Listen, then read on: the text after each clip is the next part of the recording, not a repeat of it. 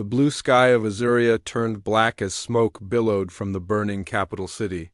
Queen Xylareth stood at the window of her command center, her 4 slender arms clasped tightly behind her back. Her iridescent wings twitched with anxiety as another explosion shook the building. "Your Majesty, the Eastern Defense Line has fallen," said General Cora. The battle-scarred warrior approached the Queen with a data tablet showing the latest troop movements. "The Drekari forces have breached the outer city. We have perhaps 6 hours before they reach the palace." Queen Xylareth's compound eyes reflected the fires burning across her beloved city. For 800 years she had ruled the Azurian Empire, with wisdom and compassion. Under her guidance, 12 star systems had known peace and prosperity. Now, after just 3 weeks of war, everything was crumbling. "How many civilians remain in the evacuation zone?" the Queen asked, her voice steady despite her fear. "Too many," General Cora replied. "The last transport ships are overloaded. We estimate 20,000 citizens will be left behind when the final vessels depart." The Queen turned away from the window. The command center buzzed with activity as military officers and royal advisors worked frantically at their stations. Many bore wounds from earlier attacks. All showed signs of exhaustion. "And our army?" the Queen asked, though she already knew. The answer. General Cora's mandibles clicked in distress. "The Royal Guard stands at 18% strength. The Civilian Defense Corps has suffered 70% casualties. Our orbital fleet. She paused. 3 ships remain functional, Your Majesty. The rest have been destroyed." Queen Xylareth moved to the central holographic display. It showed the planet Azuria surrounded by the menacing black ships of the Drekari horde. There were hundreds of them, their pointed hulls resembling deadly spears aimed at the heart of her world. "They came without warning," said Science Advisor Zen as he joined them at the display. "No demands, no declaration of war. Just destruction." The elderly Azurian's wings had long ago lost their youthful shimmer, but his mind remained sharp. "Our intelligence suggests they seek our crystalline technology. They do not wish to conquer us, Your Majesty. They wish to erase us." Another explosion rocked the command center. Closer this time. Dust fell from the ceiling. "Status of the Royal Archives?" the Queen asked. 90% uploaded to secure servers," replied Zen. "If any Azurians survive this attack, our knowledge and history will not be lost." The Queen's antennae quivered slightly, though only outward. Sign of her distress. "Small comfort to those who will die today." A young communications officer rushed toward them, her wings buzzing with excitement. "Your Majesty, we've detected a small colony at the edge of the Proxima Centauri system. It's not in our records, but scans indicate it's inhabited." "Another civilization so close to our borders?" General Cora asked. "How did we miss this?" "Science." Advisor Zen studied the data on the officer's tablet. "They're newcomers. The settlement appears to be less than 5 years old." His compound eyes widened. "They're humans, Your Majesty." The Queen's posture stiffened. "Humans? The bipeds from the Sol system?" "Yes, Your Majesty," Zen confirmed. "Our long-range observers have been monitoring their development for decades. They've only recently achieved faster-than-light travel. They are primitive," General Cora said dismissively. "Their weapons technology is centuries behind ours. Yet they've established a colony in neighboring space," the Queen noted. "That shows remarkable determination." The command center shook again as the Drekari bombardment intensified. Emergency lights flickered, bathing the room in pulses of blue light. "Our defenses are failing faster than projected," reported a military officer from across the room. "New estimate suggests palace breach in 4 hours, not 6. Queen Xylareth paced the floor, her long robe sweeping behind her. "What of our allies? Have any responded to our distress calls?" General Cora's silence was answer enough. "The Drekari attacked the Voss Confederation first," Zen reminded them. "The Tellarites surrendered immediately. The Mir attempted resistance and were obliterated. None of our allies have the strength to help us now." The Queen stopped pacing and faced her advisors. And these humans, how far is their colony? 3 light days, Your Majesty, the communications officer replied. A ship at maximum speed could reach us in approximately 30 hours. If they even have ships nearby, General Cora added. If they would even respond to aliens they've never met. If they have any military capability whatsoever. We have no other options, the Queen said firmly. Send a distress signal to the human colony. Include our tactical data and the coordinates of the royal palace. General Cora stepped closer, lowering her voice. Your Majesty, the humans are an unknown variable. Our observers report they are violent, emotional, and unpredictable. They've spent most of their history fighting among themselves. Perhaps, the Queen acknowledged. But they've also shown remarkable resourcefulness. And right now, we need a miracle. Science Advisor Zen began composing the message on his tablet. What shall we offer them in exchange for aid? The Queen considered this for a moment. Knowledge, technology, anything and everything we possess. As her advisors hurried to prepare the transmission, Queen Xylareth returned to the window. The once beautiful skyline of Luminara was now a jagged silhouette of half-destroyed towers. In the streets below, her remaining soldiers fought valiantly against the Drekari ground forces, insectoid creatures larger and more heavily armored than the Azurians, wielding energy weapons that cut through Azurian defenses like light through. Crystal, the message is ready, Your Majesty, Zen announced minutes later. Shall I send it on all frequencies? Yes, the Queen said. And add a personal plea from me? She stepped to the communication array and composed herself, standing tall despite the hopelessness of their situation. The recording light blinked on. This is Queen Xylareth of the Azurian Empire. Our homeworld is under attack by the Drekari. Horde, our defenses are failing. We request immediate assistance from any human vessels within range. We offer knowledge, resources, anything within our power in exchange for aid. Please, our civilization faces extinction. You may be our last hope. The message was sent beaming across space toward the small human colony. Whether anyone would hear it, whether anyone would care remain to be seen, General Cora approached the Queen again, her expression grim. The palace shields are at 23% and falling, Your Majesty. We should move you to the emergency bunker. Queen Xylareth shook her head. No, if this is to be our final stand, I will face it here with my people. She turned to her advisors. Continue evacuation efforts. Prioritize the young and those carrying our genetic records and maintain communication channels open. If the humans respond, I want to know immediately. As her staff rushed to carry out her orders, the Queen allowed herself a moment of private doubt. Had she done enough? Could she have prevented this somehow? Would her people remember her as the Queen who failed to save them? An enormous explosion rocked the entire palace, knocking several officers off their feet.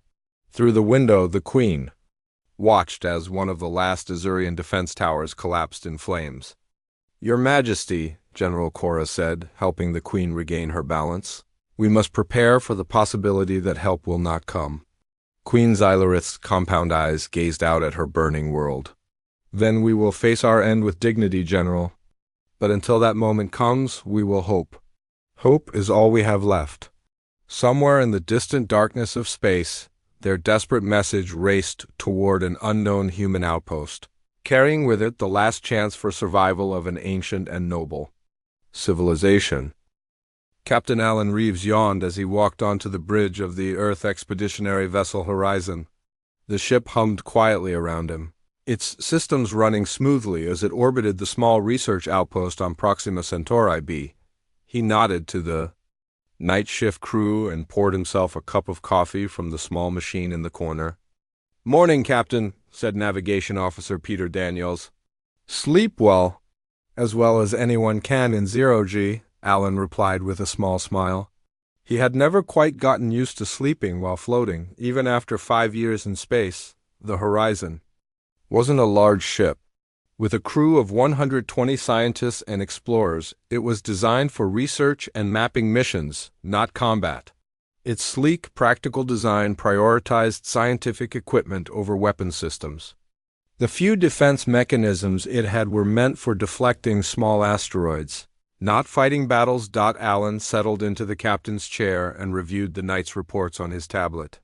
The colonists on the planet below were making good progress with their terraforming efforts. In another decade, the outpost might grow into a proper settlement. For now, it remained a small collection of domes and research facilities. Humanity's first tentative step into a neighboring star system. The peaceful morning routine was interrupted when Communications Officer Diane Winters burst onto the bridge, her face flushed with excitement. "Captain, we've received a transmission." She paused, catching her breath. "It's not from Earth." Alan set down his coffee. "Not from Earth? Another ship in the system?" "No, sir." Diane's eyes were wide. "It's not human at all." A hush fell over the bridge. First contact with an alien civilization had been a theoretical possibility since humans first ventured into space, but it had never actually happened. "At least, not officially. Are you certain?" Alan asked. "Yes, sir. The transmission came in on frequencies we monitor but don't use. And the message ... She shook her head in wonder. "It's in perfect English." First Officer Susan Grant looked up. "From her station. How is that possible?" "They must have been observing us," Alan said. "Studying our communications." "Play the message," he ordered, straightening in his chair. Diane tapped her console. A moment later, a voice filled the bridge, feminine but clearly non-human, with an odd clicking quality underlying the words. "This is Queen Xylareth of the Azurian Empire.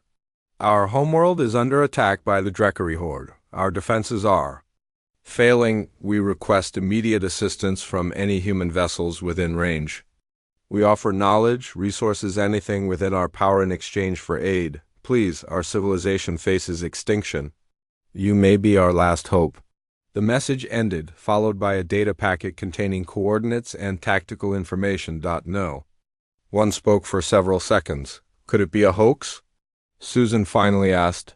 "From who?" Alan countered. "We're the only humans in this star system, and this isn't exactly a prank from Mission Control." He turned to Diane. "Analyze that data packet. I want to know exactly where this came from and what we're dealing with."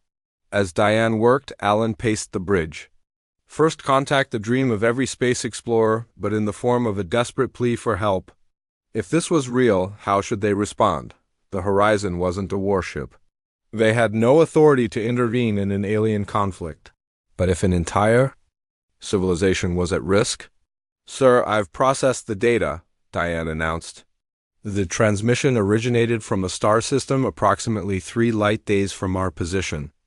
The tactical information shows a planet under siege by a large fleet of ships. And there's this..." She transferred an image to the main screen. It showed a beautiful blue-green planet surrounded by hundreds of black, angular vessels. Explosions were visible on the planet's surface. "The message is genuine," Alan said quietly. "And they're losing." "What can we do?" asked Science Officer Laverchon. "We're not equipped for combat." Alan studied the tactical data. "How long would it take us to reach their position?" Navigation Officer Peter ran the calculations. "At maximum burn, 32 hours, sir." "And according to their projections, how long until their defenses fail completely?" "Approximately 36 hours from when the message was sent," Diane replied. "Which means about 34 hours from now." Alan rubbed his chin thoughtfully. "So we'd arrive just before the end." "Captain," Susan said carefully, "I need to remind you of our standing orders. We are not to interfere in conflicts between alien civilizations. Our mission is scientific exploration only." "I'm aware of our orders, Number One," Alan replied. "I'm also aware of our obligation to respond to distress calls from human vessels," Susan pointed out. "The directive doesn't specify human vessels," Alan countered. "It says any vessel or colony in distress. This qualifies." He turned to face his officers. "Besides, think about what's at stake here. First contact. A chance to establish relations with an advanced civilization. Knowledge and technology beyond our imagining. If they survive," Lavra said softly. "If they survive," Alan agreed, "which they might not without our help." He took a deep breath. "I'm making the call." "We're going to respond." Susan looked worried. Sir, with all due respect, what exactly do you think we can do? The Horizon has minimal weapons. We're scientists, not soldiers, Alan smiled slightly. We're humans, Susan. Throughout our history, we've been outnumbered, outgunned, and out of our depth. And yet, somehow, we managed to survive. Usually by thinking of solutions no one else would consider. He turned to Chief Engineer Nathan Miller, who had just arrived on the bridge after being summoned. Nate, I need options. Anything we can use to help an alien civilization defend against a hostile fleet. Nathan blinked. I'm sorry, did you say alien civilization? I'll explain on the way, Alan said. But right now, I need your creativity. What can we do with what we have on board? Nathan thought for a moment. Well, we could modify our gravitational field generators. They're designed for scientific measurements, but if we push them beyond safety parameters... Good, work on it, Alan ordered. And I want everyone else thinking too. We have 32 hours to come up with a plan to save an alien civilization. He turned to communications. Diane, prepare a response to Queen Xylirith. Let her know we've received her message and we're on our way. Should I mention our ... limited capabilities? Diane asked hesitantly. Alan shook his head. No, just tell her help is coming.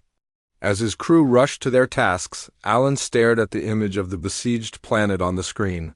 He had no idea if they could actually make a difference.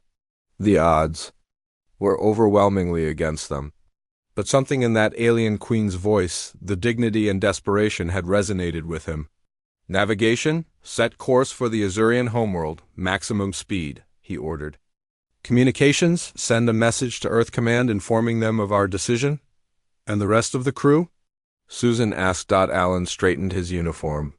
Inform everyone. Tell them to prepare for battle conditions, and tell them... He paused. Tell them we're about to make history. As the Horizon's engines roared to life, propelling the research vessel toward an uncertain fate, Alan couldn't help but wonder if they were rushing to their doom or to humanity's greatest moment. Either way, there was no turning back now. The Horizon raced through space at maximum speed. The ship's engines strained against their limits, pushing the research vessel faster than it was designed to go. In the engine room, Chief Engineer Nathan Miller and his team worked around the clock, modifying systems and creating makeshift weapons from scientific equipment. This was never meant to be a warship, Nathan muttered as he rewired a gravitational field generator. Sweat dripped from his forehead in the overheated engine room. His assistant, Olivia Jones, handed him a tool. Do you think this will actually work? Nathan shrugged. In theory, yes. In practice? We're about to find out. Their plan was risky. By modifying the ship's gravitational field generators, they hoped to create a disruption field that would interfere with the Dreckery fleet's quantum communications. According to the data from Queen Xylirith, the enemy ships relied on quantum entanglement for instant communication across their fleet. If the humans could disrupt that network, the coordinated attack might fall apart. Meanwhile, on the bridge, Captain Alan Reeves studied the tactical information from the Azurians. The more he learned about the Dreckery, the more concerned he became. They were a predatory species that moved from system to system, stripping planets of resources and leaving devastation in their wake. The Azurians were just their latest victims. How much longer until we reach the Azurian system? Alan asked. Navigation Officer Peter Daniels checked his instruments. 4 hours, Captain. First Officer Susan Grant frowned at her display. The latest update from the Azurians doesn't look good. The Dreckery have breached the inner city. The royal palace is under direct attack. Alan's expression remained determined. Then we'll just have to work faster? Status of our modifications? Science. Officer Lavra Chun looked up from her station. Engineering reports the disruption field is ready for testing. But Captain, there's a problem. The field will affect our systems too. When we activate it, we'll lose communications and navigation. For at least 30 seconds. In the middle of a battle, that's an eternity, Susan pointed out. We don't have a choice, Alan replied. It's our only advantage. He tapped his comlink. Bridge to engineering. Nathan, I need you up here. A few minutes later, Nathan arrived, his uniform stained with grease and coolant. "You wanted to see me, Captain? Give me the details on this disruption field. How close do we need to be for it to work?" Nathan ran a hand through his messy hair. "Too close for comfort, sir. The effect drops off exponentially with distance. To affect their entire fleet, we'd need to be right in the middle of it." "That's suicide," Susan said bluntly. "Not necessarily," Nathan countered. "If we time it right, the confusion might give us a window to escape. And if we can coordinate with the Azurians' remaining defenses?" "That's a big if," LaVaughan noted. Alan paced the bridge, thinking, "What if we use our research probes? Could we modify them to extend the range of the disruption field?" Nathan's eyes widened. "Actually, yes. We could program them to detonate as electromagnetic pulse generators. It wouldn't extend the disruption field itself, but it would add to the confusion." "Do it," Alan ordered. "How many probes do we have?" 12. Lavra answered. "Not many, but it will have to do." Alan turned to Communications Officer Diane Winters. "Can we establish contact with the Azurians?" Diane shook her head. "I've been trying, Captain. Their communications network is heavily damaged." "I'm getting intermittent signals only," Alan frowned.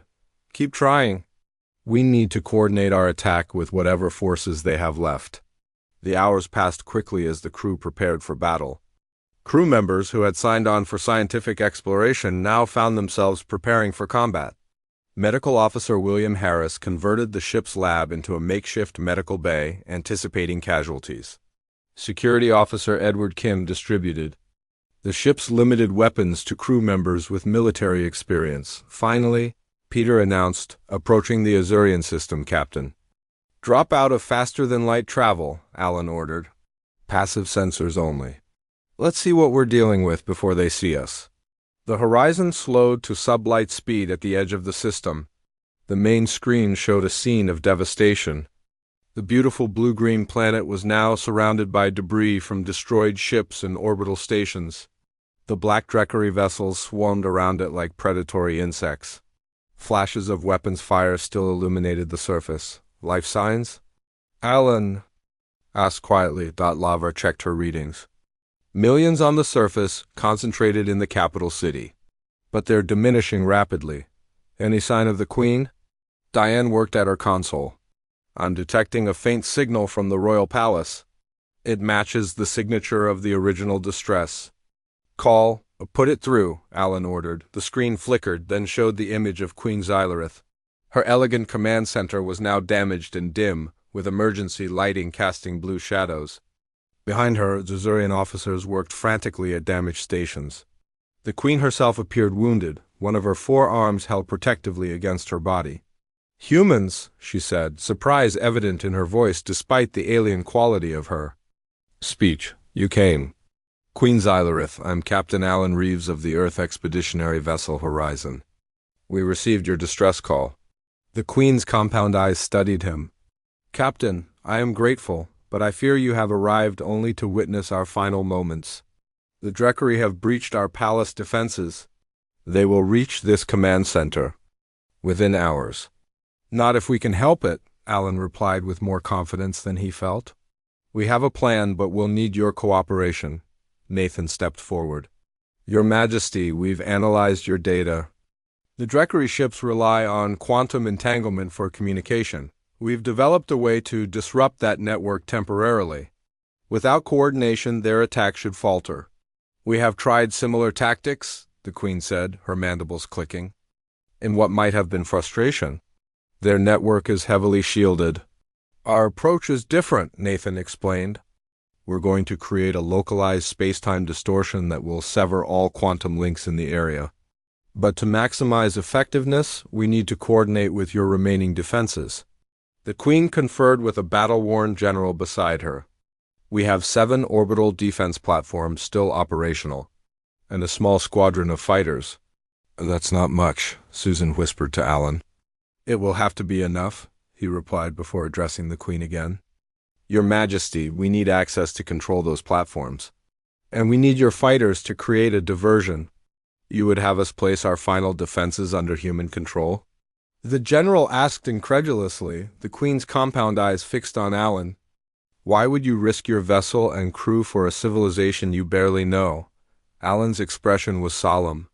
Because that's what humans do, Your Majesty. We help when we can, where we can. After a moment of silence, the Queen nodded.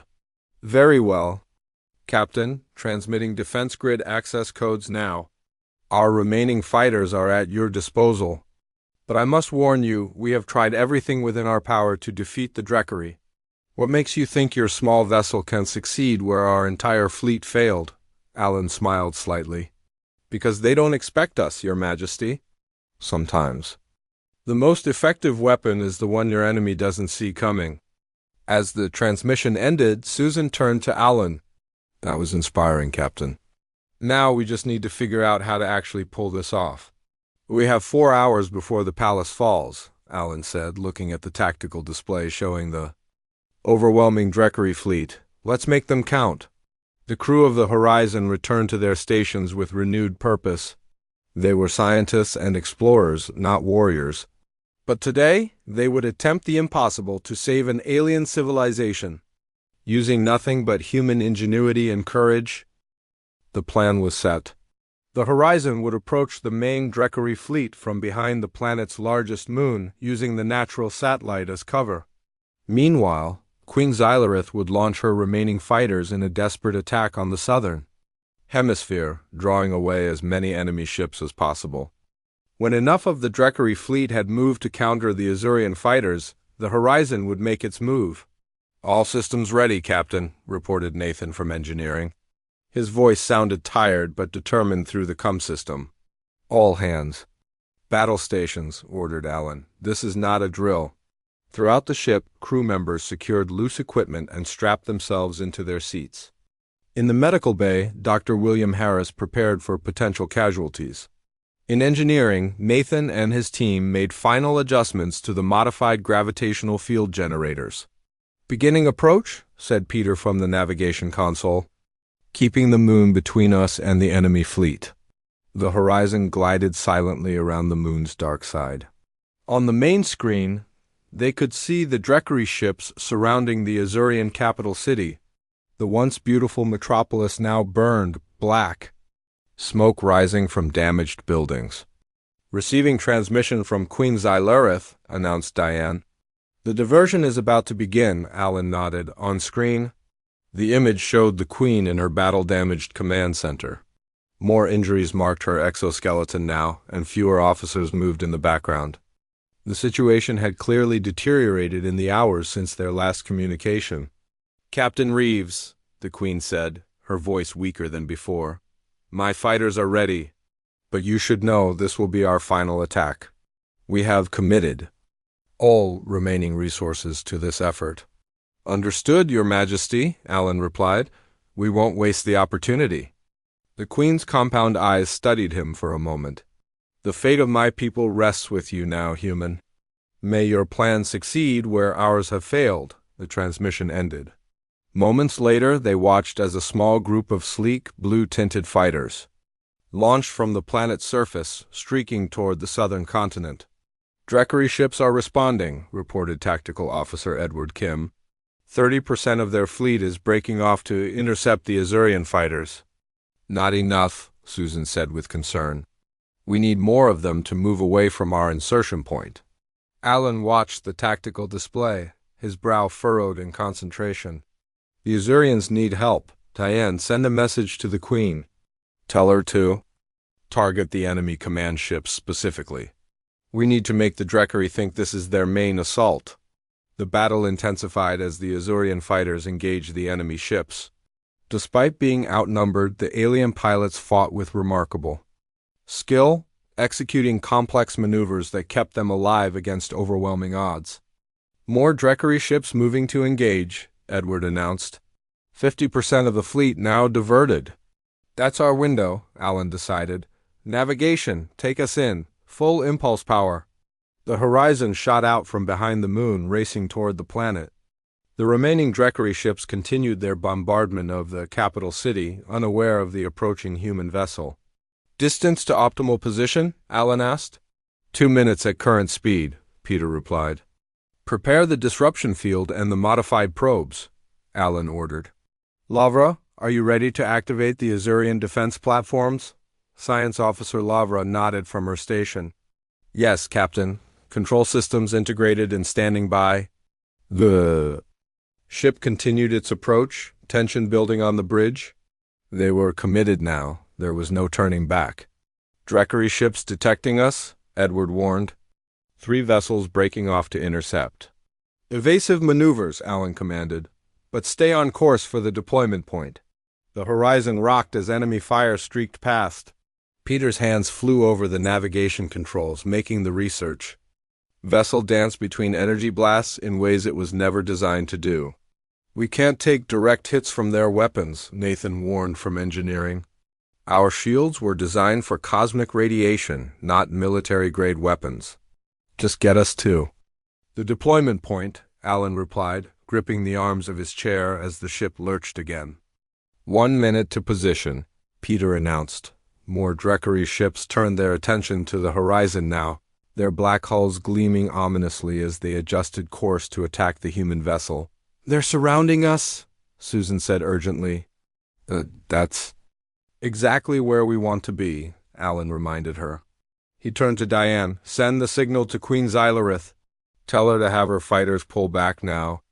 30 seconds to position, Peter counted down. The ship shuddered as a glancing hit struck their port side. Warning lights flashed across several consoles. Minor damage to decks 3 and 4, reported Susan. Emergency teams responding. Deploy the probes, Alan ordered. Lavra pressed a sequence of controls. Probes away.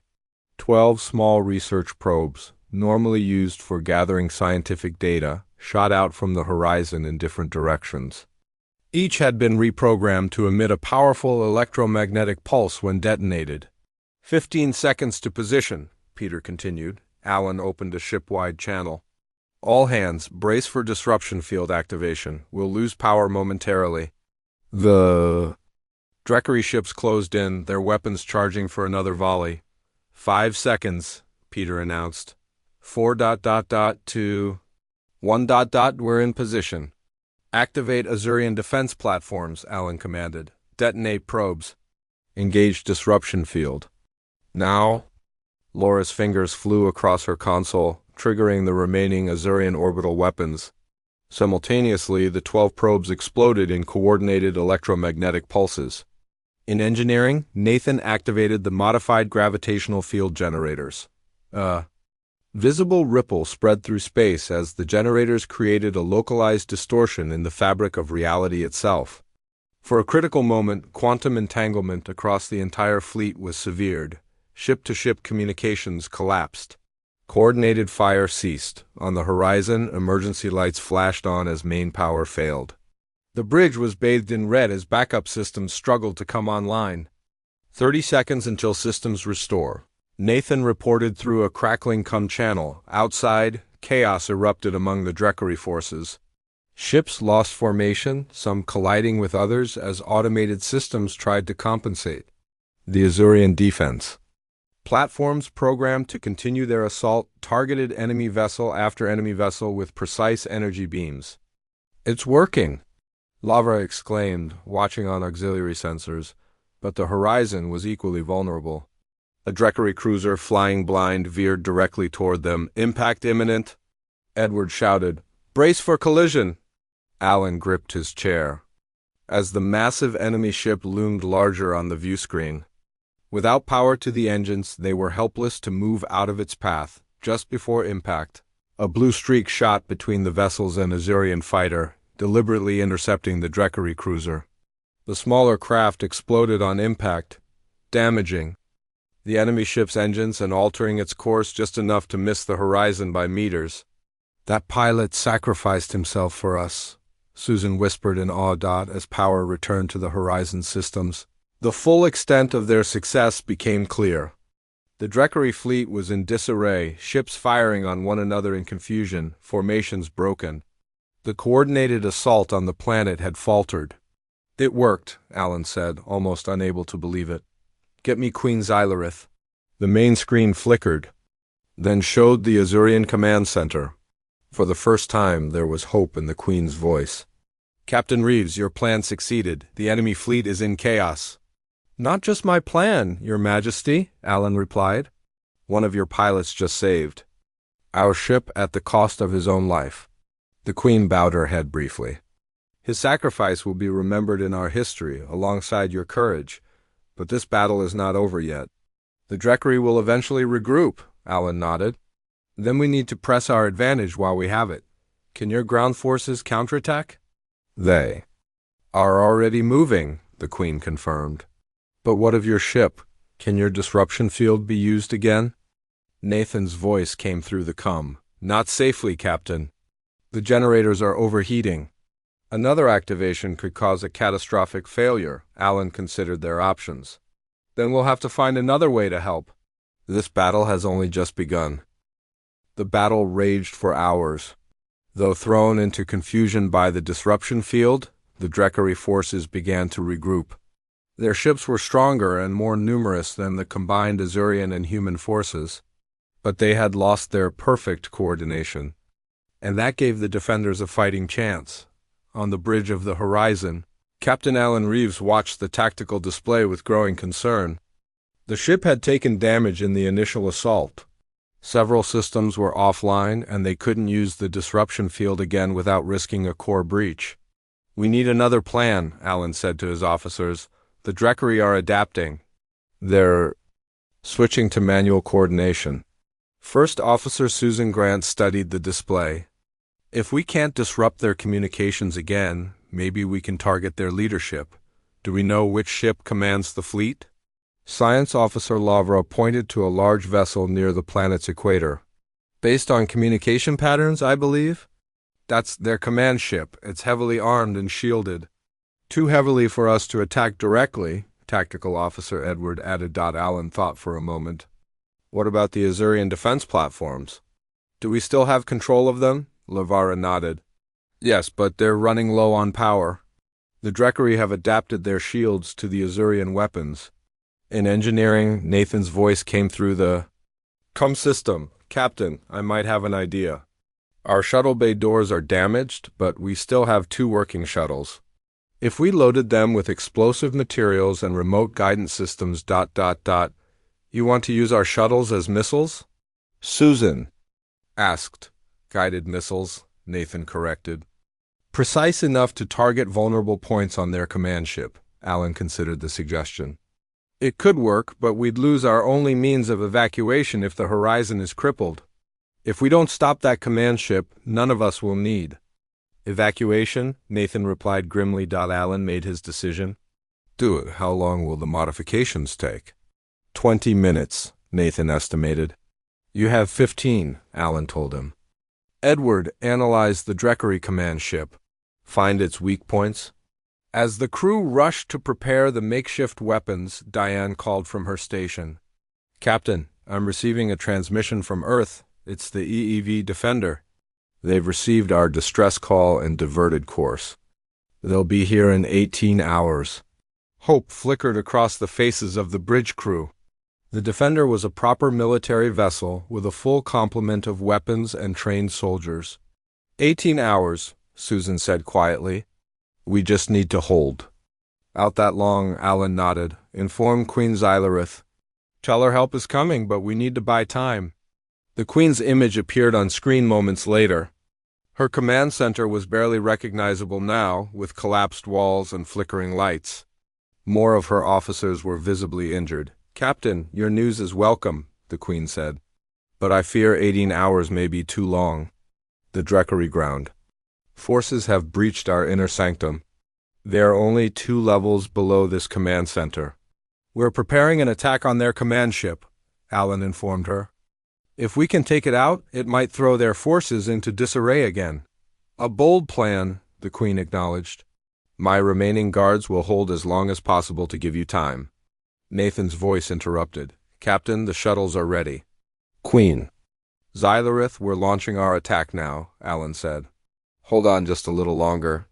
The Queen's compound eyes seemed to study him intently. Whatever happens, Captain Reeves, know that the Azurian people will remember what humans did here today. The transmission ended. Alan turned to his crew. Launch the shuttles. On the main screen, they watched as two small vessels emerged from the Horizon's damaged shuttle bay. The remotely piloted craft accelerated toward the massive Dreckery command. Ship. Dreckery vessels moving to intercept, Edward reported. Evasive patterns, Alan ordered. And prepare to fire everything we've got at any ship that gets close to our shuttles. The Horizon surged forward, weapon systems targeting the nearest Dreckery interceptors. The research vessel wasn't built for combat, but its crew had improvised. Converting scientific equipment into makeshift weapons, one of the shuttles exploded as enemy fire struck it. But the second continued on its path, dodging and weaving through the defensive fire. Shuttle 2 approaching target, Edward announced. Impact in 10 seconds. Everyone on the bridge held their breath as the small craft closed in on the command ship's main engine housing, the vulnerable point Edward had identified in his analysis. The shuttle struck its target. For a moment, nothing happened. Then a massive explosion tore through the rear section of the Dreckery vessel. Secondary explosions followed as the damage cascaded through its systems. Direct hit, LeVar exclaimed.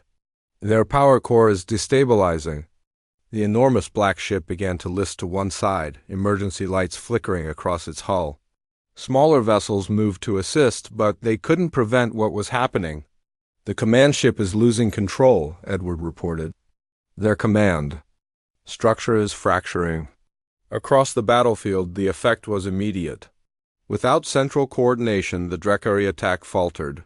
Some ships continued fighting, but others began to pull back, unsure of their orders. They're retreating, Susan said, disbelief in her voice. Alan leaned forward. Queen Xylorith, do you copy? The Dreckery command ship has been disabled. Their fleet is beginning to withdraw. There was no response. Communications, keep trying. Alan ordered, concern evident in his voice. Finally, after several tense minutes, a response came, but not from the Queen. General Cora appeared on screen, blue blood visible on her exoskeleton. Captain Reeves, she said, her voice strained. The Queen ... is injured. Dreckery forces breached our command center moments ago. We have repelled them temporarily, but our situation remains dire. Hold position, General, Alan said firmly. The enemy fleet is retreating. Earth reinforcements will arrive in less than 18 hours. You just need to hold out a little longer. General Cora straightened, determination visible despite her alien features. We will protect our Queen with our lives. The hours that followed were tense but hopeful. The Dreckery fleet continued its withdrawal, apparently deciding that the unexpected resistance made the conquest too costly.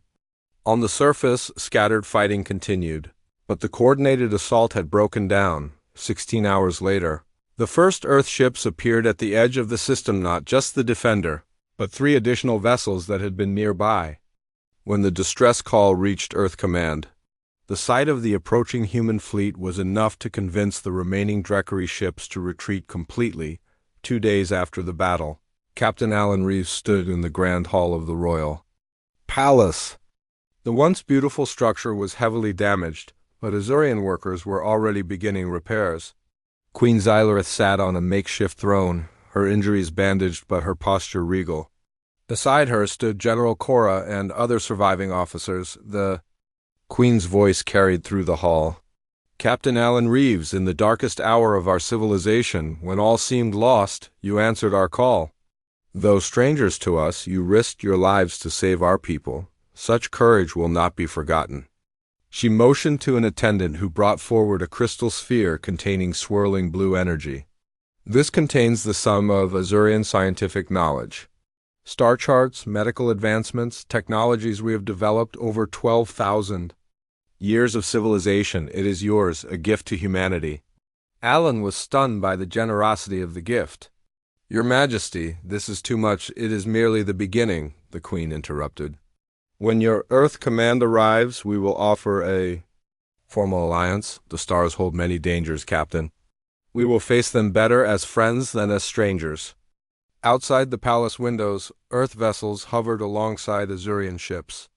On the ground, human medical teams worked with Azurian healers to treat the wounded, while engineers from both species began the process of rebuilding Got as Alan looked out.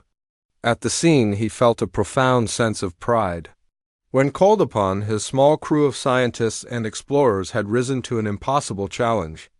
They had saved not just the Azurians, but also opened the door to humanity's first true alliance with an alien civilization. "That's humanity in a nutshell, Your Majesty," Alan said with a slight smile. "We may not be the strongest or the wisest, but we show up when it counts." The Queen's compound eyes studied him. "Perhaps there is wisdom in that, Captain, and strength in unexpected places." As humans and Azurians worked side by side in the recovering city, a new chapter in galactic history had begun, one that would forever remember the day when an alien queen pleaded for aid as her army fell, and against all odds, help arrived.